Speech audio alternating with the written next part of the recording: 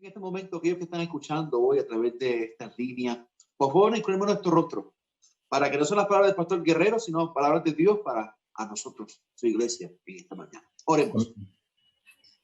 Padre Santo, en esta mañana clamamos a ti, pidiendo, Padre Santo, que en esta mañana tu palabra expuesta por el pastor Guerrero, Padre Santo, en esta mañana nos lleguen muy profundo a nuestros corazones. Y que no sean sus palabras, sino las tuyas para con nosotros, Padre Santo, que tanto necesitamos ese pan de vida, esa agua en nuestras vidas, Padre Santo, que nos ayuden a recapacitar y entender de que tú estás con nosotros, de que tú nos traes esperanza, de que tú estás en control, no importa lo que pase. Padre Santo, pedimos en esta mañana que tu palabra venga a nosotros como un huracán en nuestras vidas y nos limpie, nos transformes, nos cambies y nos hagas, Padre Santo, empezar de nuevo contigo.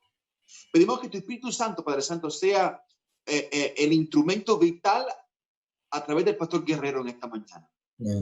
Tu Espíritu es el que tu palabra hace que sea una palabra eficaz. Tu Espíritu es el que mueve a hacer grandes cosas y hace milagros y todavía está haciendo.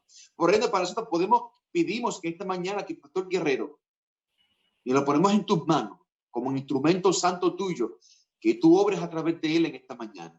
Que sus palabras puedan extenderse hasta el mundo entero. Aquellos que puedan ver hoy en esta mañana a través de estas ondas, de estas visuales, o quizás escuchando, que tu Espíritu Santo se infiltre, Padre Santo, a través de estas ondas y pueda llegar a lo más profundo de nuestros corazones. Y que podamos entender, Señor, que tú nos amas, que tú eres un propósito especial para con nosotros. Pedimos por él, por su familia, en esta mañana, en el nombre de Jesús. Amén. Gloria a Dios. Gracias, hermano Enoch.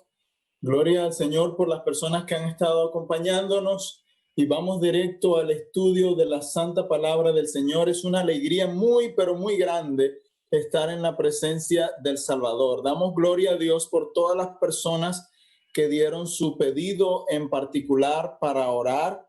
Y quiero pedirles que sigan orando por mí para que el Señor me utilice con poder al predicar la palabra en esta hora. ¿Les parece? Muy bien.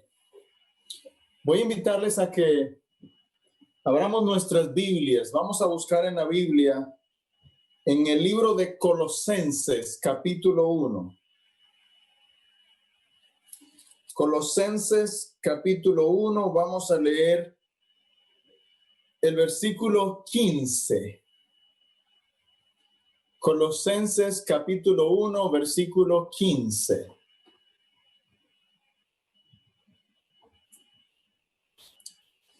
La palabra del Señor dice: Cristo es la imagen del Dios invisible, el primogénito de toda la creación. Hace varias semanas estoy con la intención de presentar un tema bíblico, cristocéntrico, profundo, que exalte a Cristo como un ser preexistente, como un ser existente y como un ser que existirá para toda la eternidad. La verdad es que lo hice pensando en el hecho de que cuando Cristo se encontró con Nicodemo aquella noche en ese lugar oscuro, que Nicodemo trató de buscar a Jesús en la oscuridad, ¿verdad?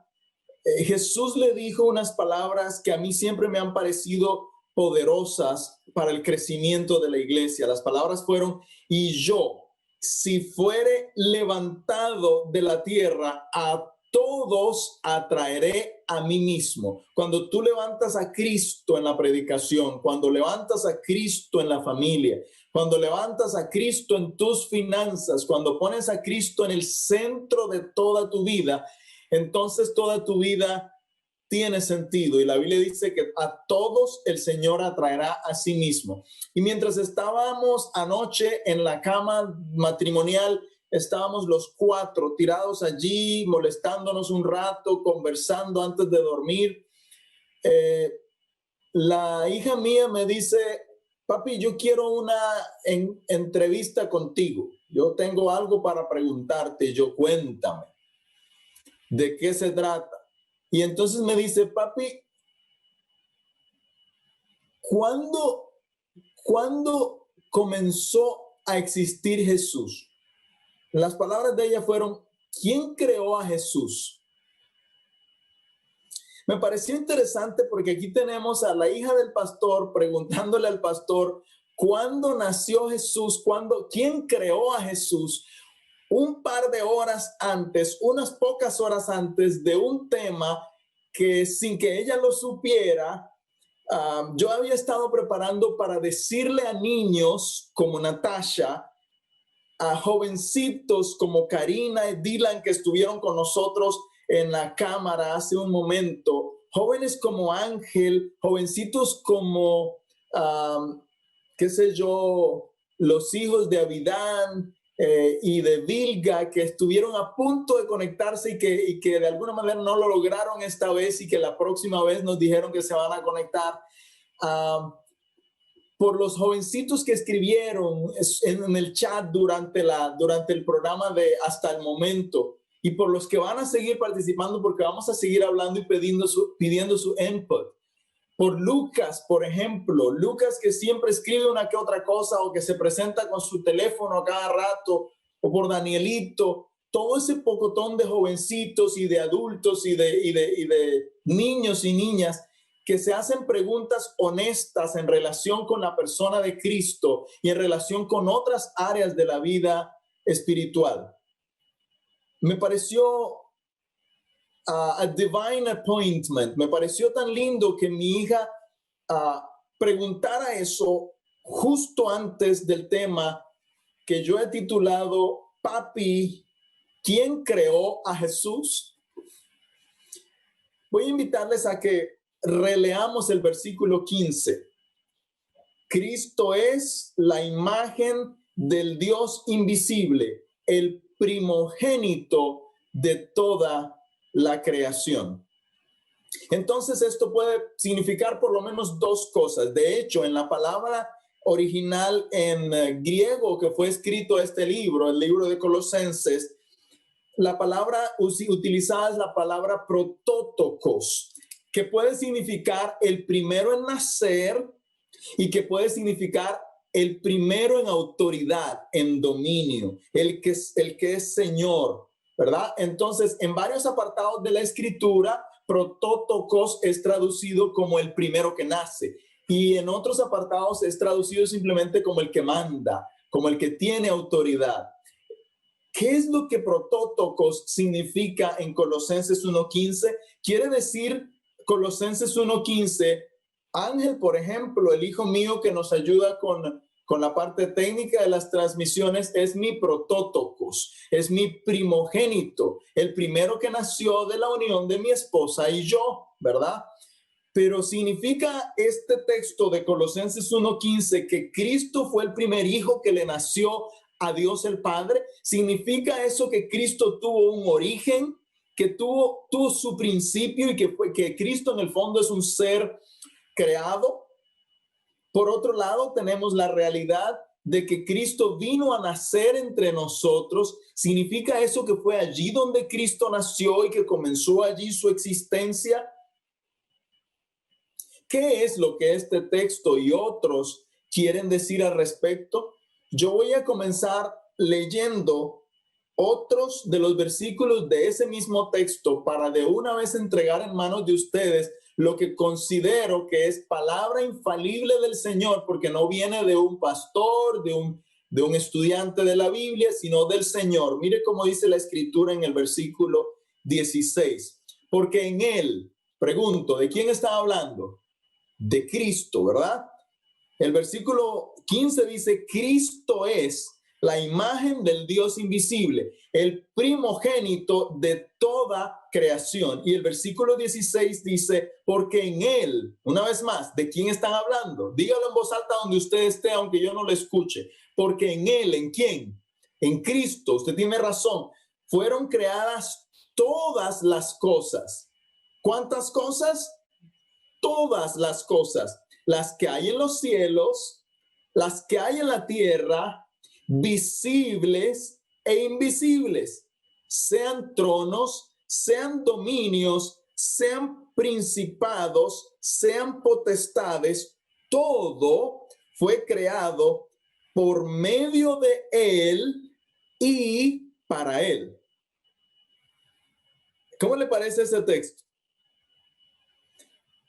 Natasha, ¿cómo te parece este texto, mija? Míralo bien. Dice el versículo siguiente, y Él, ¿de quién están hablando? ¿De quién están hablando? Lo captaste, ¿verdad? Él, Cristo, es antes que todas las cosas, y todas las cosas en Cristo subsisten. Y entonces el apóstol Pablo hace una transición de ese pensamiento al siguiente pensamiento, y es que en la iglesia el principal no es el pastor. En la iglesia el principal no es el primer anciano. En la iglesia el principal no es el tesorero. El que manda en la iglesia debe ser Cristo. El versículo siguiente dice, Él, ¿de quién están hablando? De Cristo, es también la cabeza del cuerpo, que es la iglesia. Él es el principio, el primogénito entre los muertos, para que en todo Él tenga la preeminencia. Ok, déjeme, yo se lo pongo de esta manera. Si yo encuentro a Pablo aquí, ¿de qué está hablando Pablo aquí? ¿De que Cristo nació primero que las otras personas o de que Cristo tiene autoridad por encima de las otras personas?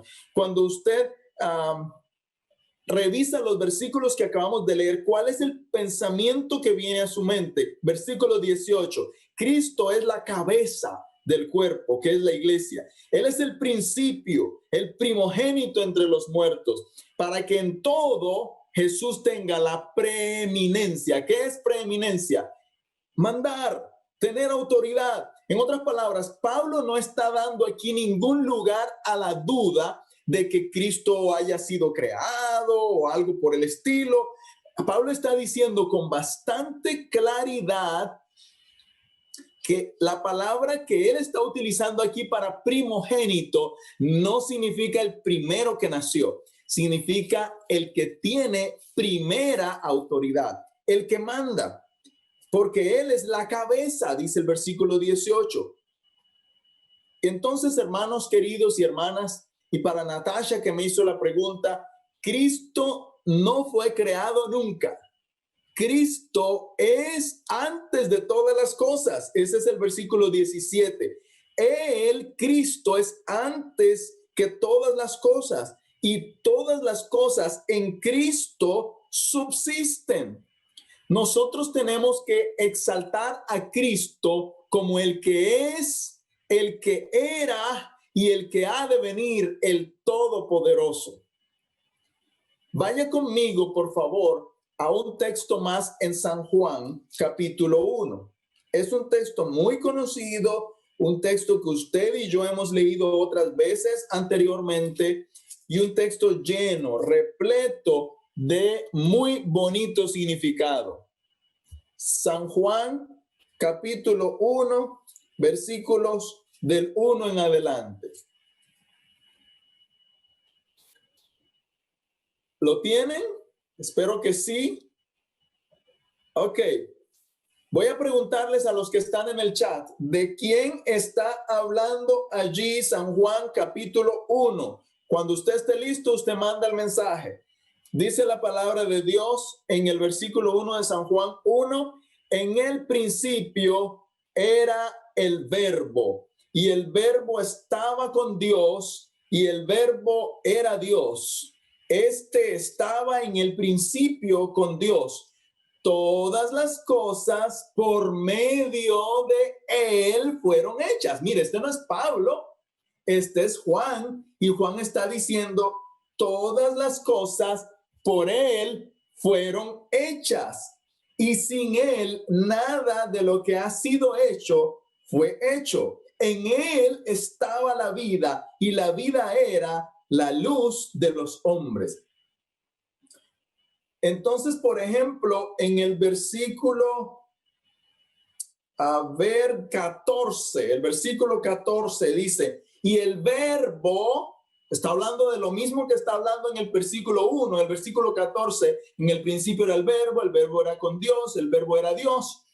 El verbo se hizo carne. ¿Cuál fue el verbo que se hizo carne? Y habitó entre nosotros. Vimos su gloria, lleno de gracia y de verdad, como del unigénito. Oh, ahora está utilizando otra palabra en griego que no es protótoco, sino monogenes. El unigénito, el único hijo. Oh, ahora el pastor nos acaba de meter en otro problema serio. Ahora no solo Pablo está diciendo que Jesús es el primogénito, el primer nacido del Padre, sino que Juan dice que Jesús es el único nacido del Padre. ¿Es eso cierto? Ya me dio dolor de cabeza y no entiendo. Si usted ve las dos expresiones, es imposible que alguien sea el primero nacido, único nacido, en el sentido de que haya más, pero también el apóstol Juan está diciendo aquí que él tenía la autoridad y él fue el que creó todas las cosas, y sin él nada de lo que ha sido hecho fue hecho. Pregunto, ¿cuál es su cosa favorita en la creación? Ve, espera un momentito, que antes que pasar allí, vamos a ver las personas que han escrito. Ve, por ejemplo, María, Mare, Claudia, Gina, Mercedes, Beth, Basilio, Víctor Ruiz, escriben allí que estamos hablando de Jesucristo. Sí, señor, es que no hay nadie más que en el principio estaba con Dios. Mire lo que dice, en el principio era Dios. Oh, wow. O sea que Jesús desde el principio fue Dios también.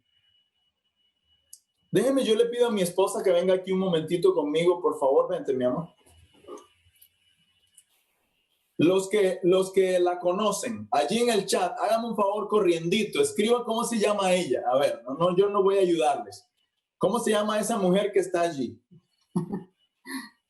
A ver, vamos a ver quién me ayuda en el chat. Espérame, amor, a mirar.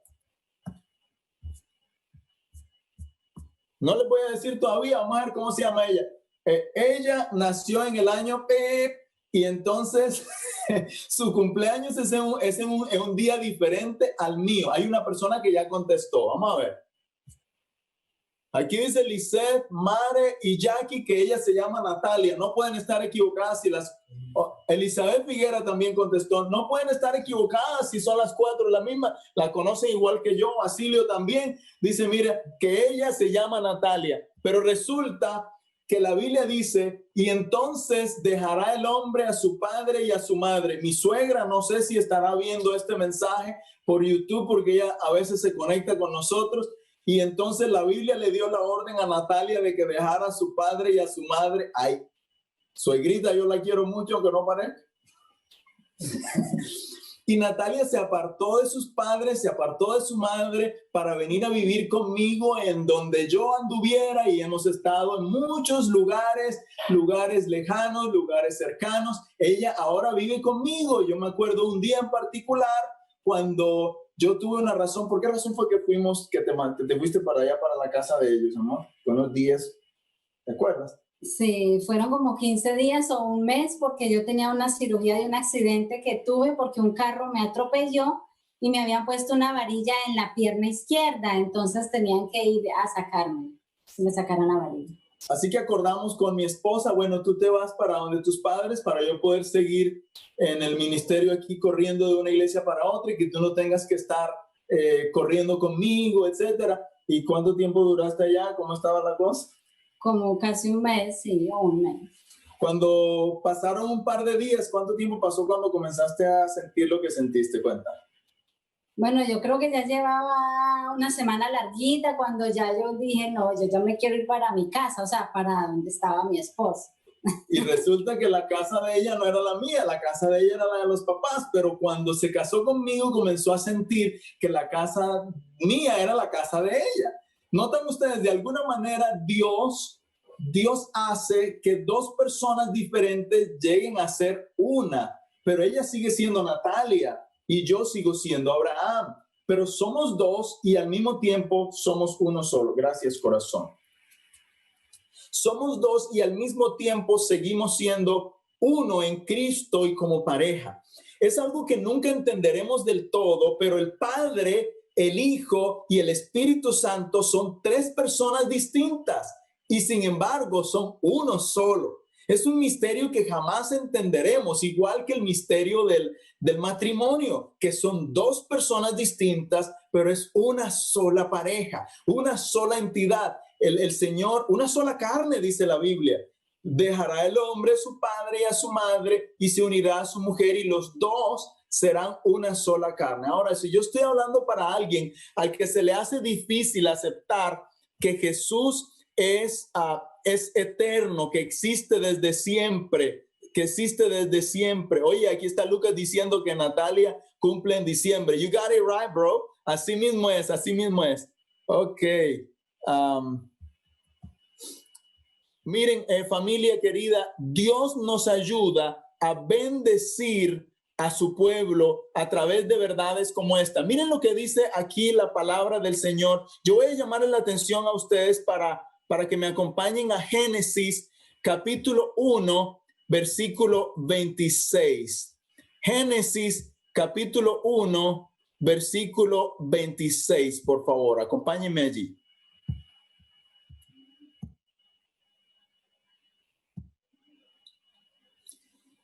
La palabra dice en Génesis capítulo 1, versículo 26, entonces dijo Dios, hagamos al hombre. Un momentito, aquí lo busco, el 26. Entonces dijo Dios, Vayomer Elohim, son las palabras en hebreo. Vayomer Elohim, la palabra que usted ve allí es Elohim, Dios. ¿Qué fue lo que dijo Dios? Hagamos al hombre a nuestra imagen. Espéreme un momentito para ayudar a que se vea mejor. Perfecto. Gracias, Ángel. Gracias. You're the best, bro. Ok. Esa palabra que usted ve allí se lee como Elohim. Y yo les explicaba a algunos de nuestros líderes que están haciendo el desafío de los 30 días, les explicaba que es una cosa extraña, pero Dios, cuando fue a crear al ser humano, no solo dijo sea el ser humano, produzca la tierra seres humanos, sino que dijo hagamos al ser humano. De paso, si usted no está inscrito en el desafío, si a usted no le han estado llegando ayer, antier, unos videitos de 4 o 5 minutos con pensamientos de reflexión orientados al crecimiento de la iglesia, por favor, escriba a mi número de teléfono 786-975-5427. Ahora mismo escriba la palabra caminar, ¿ok? Para que yo entienda en esa palabrita, apenas después que terminemos aquí, yo voy a añadir a todos los que no hayan recibido sus mensajes del desafío y que quieran estar en el desafío de estos 30 días, que por favor escriban allí la palabra caminar y yo con mucho gusto les añado a ese chat. ¿Está bien? Que vamos a estar recibiendo los mensajes. ¿Listo? Ok. Otro texto que quiero compartir con ustedes es de Deuteronomio capítulo 6, versículo 4. Deuteronomio capítulo 6, versículo 4.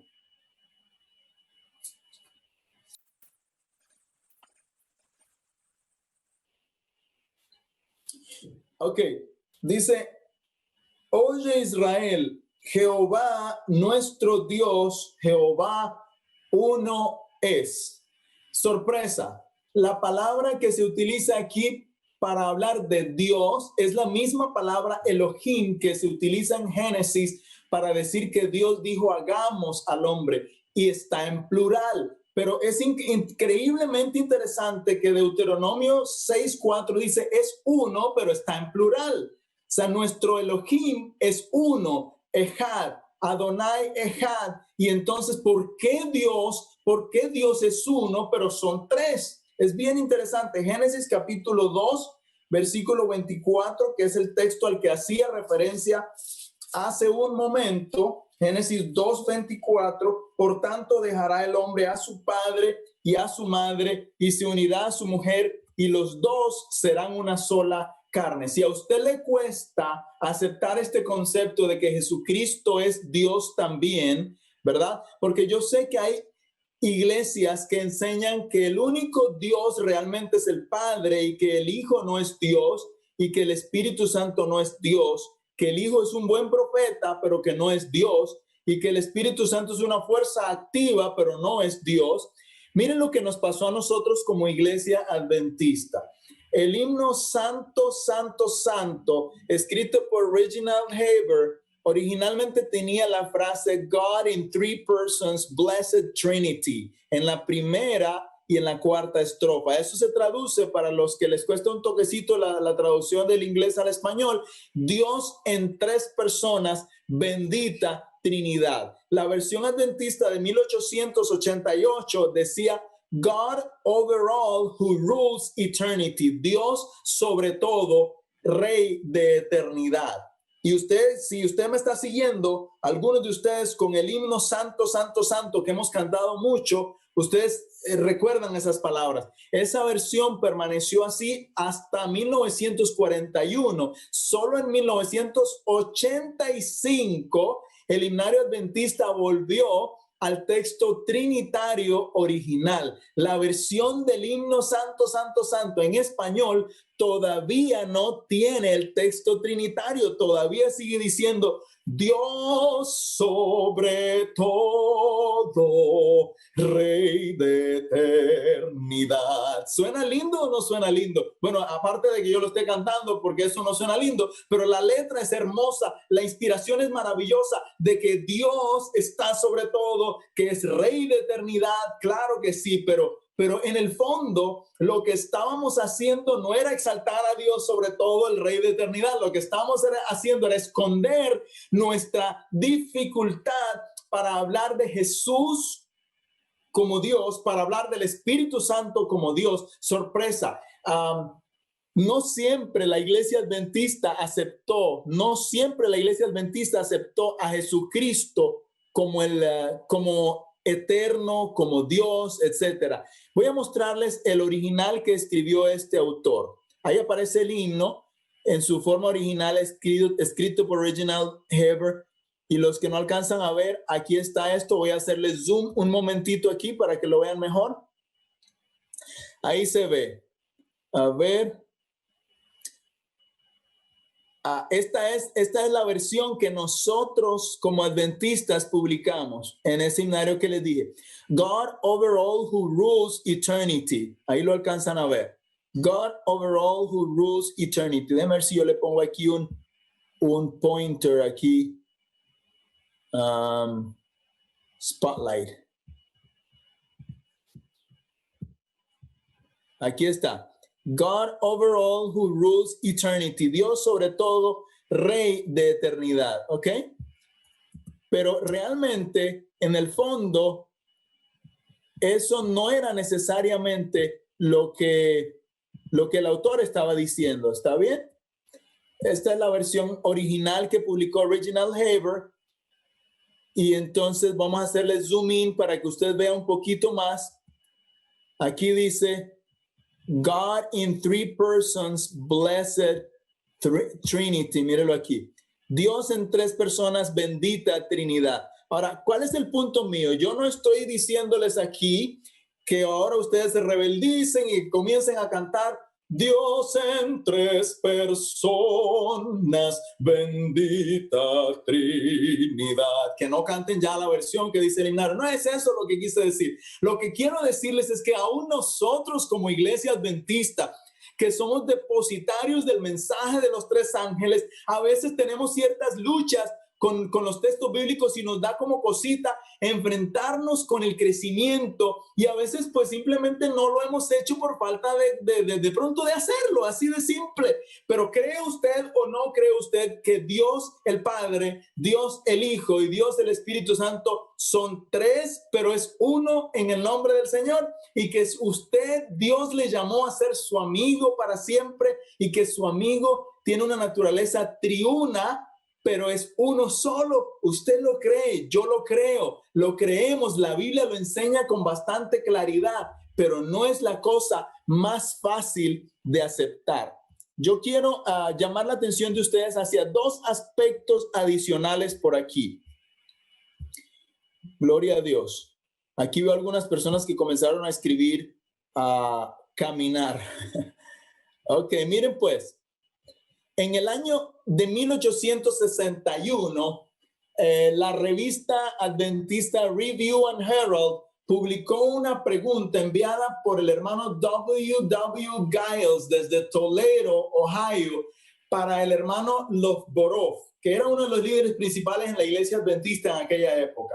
Y entonces la pregunta decía: ¿hay alguna objeción para la doctrina de la Trinidad? Y el hermano Lovborov, entre otras cosas, dijo las siguientes palabras: si el Padre, el Hijo y el Espíritu Santo, cada uno de ellos son Dios, entonces habría tres dioses. ¿Cómo le parece? En su autobiografía, Joseph Bates explica cuán imposible era para él creer en el concepto de la Trinidad, diciendo que yo le dije a mi padre, porque el padre sí creía que Cristo es Dios, ¿verdad? Entonces, Bates le dice a su papá: yo le dije a mi padre, si tú me puedes convencer a mí de que nosotros somos uno en este sentido, de que tú eres mi padre, que yo soy tu hijo y que también yo soy tu padre y que tú eres mi hijo, entonces puedo creer en la Trinidad. A propósito, ese comentario Bates lo publicó bajo la sombrilla de la Asociación Publicadora Adventista del Séptimo Día. Habían bien pocos predicadores adventistas que creían en la Trinidad desde mucho tiempo. Woodrow Hidden, Jerry Mooney, John Reeve en el año 2002 publicaron un libro que se llama simplemente Trinity, un estudio de la Trinidad en la iglesia adventista. Se publicó en realidad en el año 2002, y entonces dice que la mayoría de los expositores adventistas al principio de la historia de la iglesia creían que Dios prácticamente no tenía comienzo, pero daban mucha vuelta para aceptar el hecho de que Jesús no tenía comienzo. A usted le puede parecer muy extraño estas palabras, porque hoy usted y yo aceptamos con todo el corazón que Cristo vive desde siempre y para siempre. Hágame un favor, allí en el chat, si usted cree que Cristo vive desde siempre y para siempre, escriba las dos palabras que siguen: Cristo vive. Escríbalo allí en el chat de una vez, por favor. Si usted cree que Cristo vive desde siempre y para siempre, escriba: Cristo vive. Gloria a Dios por las personas que han comenzado a escribir de una vez. Déjenme decirles, aunque a usted le parezca fácil creerlo y decirlo ahora, no siempre fue así de fácil. Elena White, por ejemplo, publicó el libro El deseado de todas las gentes. Lindísimo ese libro. En la página 17 del libro, Elena White escribió unas palabras que usted las lee y usted simplemente va a decir amén. Ya se la voy a leer. Página 17, déjeme la busco aquí un momentito. Dice: desde los días de la eternidad, el Señor Jesucristo, era uno con el Padre. Impresionante. Desde los días de la eternidad, el Señor Jesucristo era uno con el Padre. Note usted, por favor, que Génesis 1 dice: en el principio Dios creó los cielos y la tierra. In the beginning, Bereshit, en el principio, cuando era el puro principio, Dios creó los cielos y la tierra. Juan 1, Colosenses 1, 15 al 17, 18, que hemos revisado hace un momento, nos dice que todas las cosas fueron creadas por Jesús. Y aquí está Génesis 1 diciendo que en el principio Dios, y cuando utiliza la palabra Dios, utiliza la misma palabra que citamos al principio, que es la palabra hebrea, Elohim, que se refiere a más de una persona. Elohim, la terminación en plural. En otras palabras, desde el principio, más allá, yo no sé cómo explicar esto, familia, porque para mí el principio es el principio. Por ejemplo, el principio de mi relación con Natalia fue un día cuando yo la vi en la iglesia de Río Negro, en Colombia, y allí comenzamos una amistad. Esa es el primer día, el principio de la relación con Natalia. Allí la conocí, comenzamos una amistad, pasaron varios meses, eventualmente el pastor de la iglesia me dice: Abraham, yo tengo tu esposa, y él me dice que esa es la esposa mía. Y yo, bueno, es una historia para otro día, pero el punto es que ese fue el principio de mi relación con ella. Todo tiene un comienzo. Para Natasha, el principio de Natasha fue quizá cuando ella nació, pero miren cómo es delimitada nuestra mente. Yo no tuve mi principio cuando yo nací. Mi principio quizá fue cuando mi mamá y mi papá, en sus relaciones íntimas, tuvieron la bondad de darme a mí el inicio de la vida. Y como dice la escritura en el libro de Job, mi embrión vieron tus ojos. Y entonces cuando mi mamá me concibió, desde el vientre de mi madre yo ya existía. Pero miren cómo somos nosotros delimitados, que los cumpleaños no los celebramos desde el día que fuimos concebidos. El cumpleaños lo celebramos desde el día cuando nacimos. Nuestro concepto de principio es un concepto muy limitado. Déjeme se lo digo de esta manera. Cristo no tiene principio. Cristo no tiene principio. Noemí Soriano, la tía, dice: amén, Cristo es desde siempre y para siempre. Alfonso Pérez, Lucas Talavera, Víctor Ruiz, Beth Frau, Basilio Acosta, Gina, Mare, Sergio, Mercedes, Cristo vive, y otras personas como Jackie dice: Cristo vive y vive en mí. ¡Wow! ¡Qué bendición! María Castillo añade: yo creo desde que tenía 7 años en el Padre, el Hijo y el Espíritu Santo. Gloria a Dios por esas palabras tan llenas de esperanza. Pero no siempre fue así de fácil para nuestros líderes adventistas. Estamos creciendo. Si yo estoy predicando para alguien que siente dificultad con estas cosas, no se sienta solo. A todos nos ha costado. El libro deseado de todas las gentes dice: en Cristo hay vida original, no prestada de nadie y que no se deriva de nadie. Al hablar bueno, espera un momentito, vamos a poner las cosas bastante claras. La declaración que leí hace un momentito no está en el deseado de todas las gentes. Espérenme un momentito, mire. El deseado de toda la gente lo que dice es: desde los días de la eternidad, el Señor Jesucristo era uno con el Padre, ¿ok? Página 17 del deseado de todas las gentes. Pero citando Juan 5:12, ese texto que dice: el que tiene al Hijo, a ver, se lo saben, ¿verdad? Dígalo ahí en voz alta: el que tiene al Hijo, tiene la vida. Sí, Señor.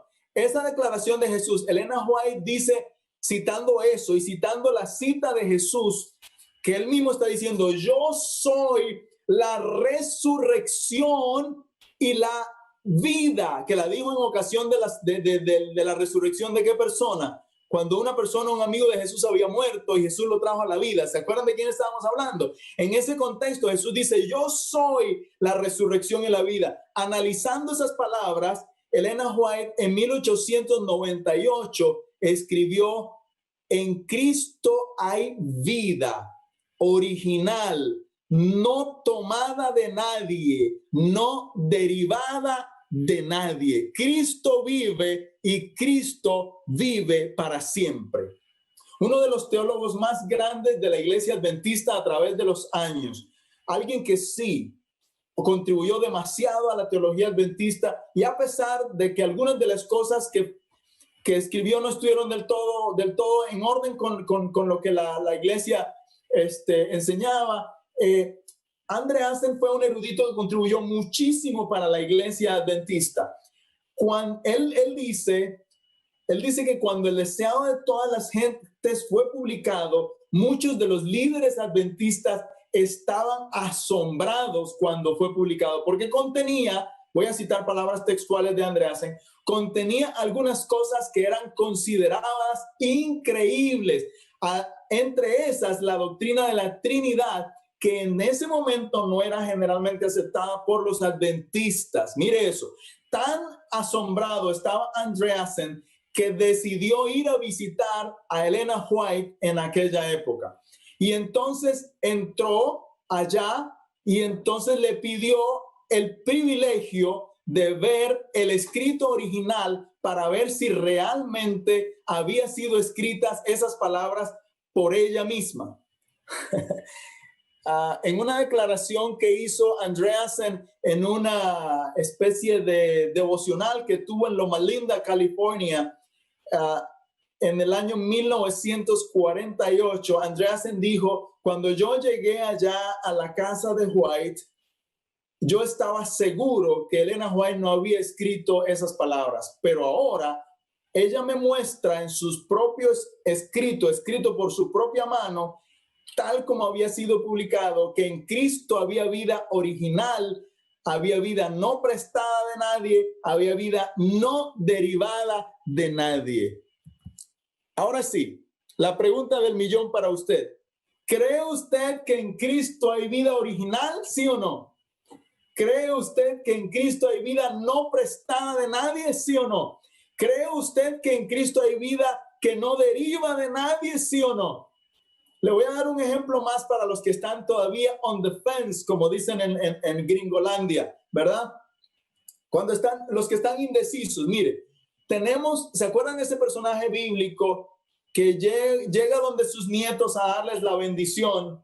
Y entonces Efraín y Manasés eran los muchachos, y él se para así, y en esa época era costumbre que tú bendecías al primogénito con la mano derecha, y al segundo lo bendecías con la otra mano si acaso le dabas la bendición, ¿ve? Entonces, miren ustedes que el hermano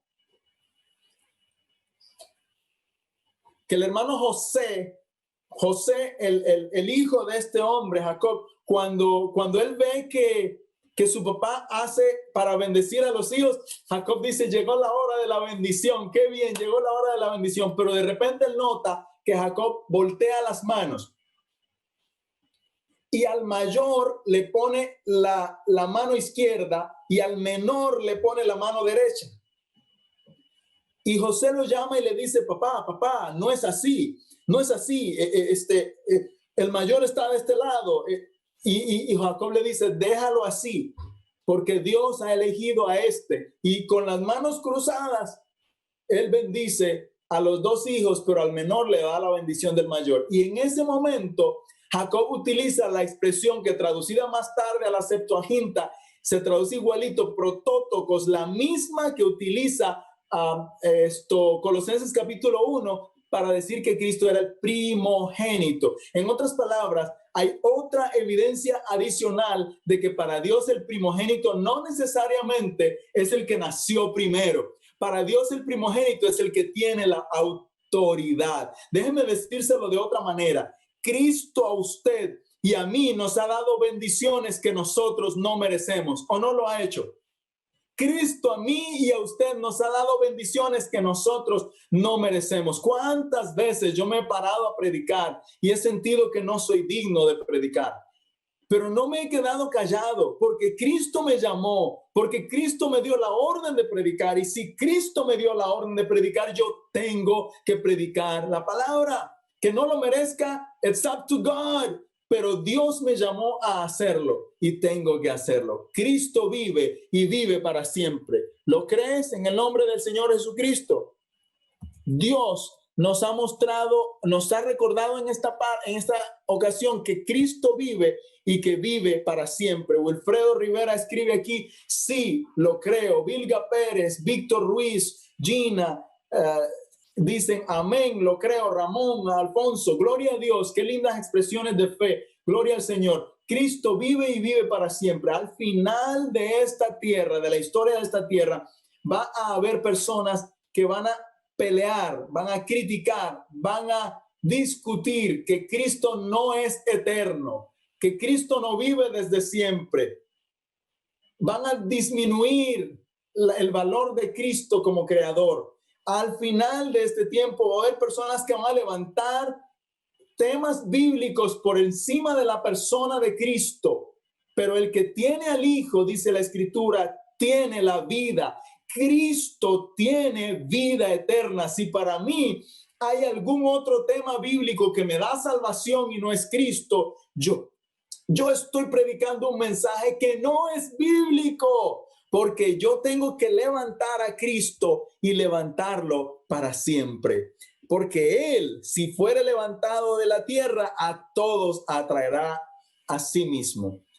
Pregunta: ¿aceptas tú ahora a Cristo como tu Salvador personal y como lo máximo, como el protótocos, como el grande, el primogénito, no porque haya nacido primero, sino el primogénito porque es el que manda? Señor, tú eres el primogénito de mi vida. Tú eres el que manda en mi vida. Tú eres el que manda en mi vida. Díselo al Señor: Señor, tú mandas en mi vida. Señor, tú mandas en mi vida. Voy a escribirlo yo aquí.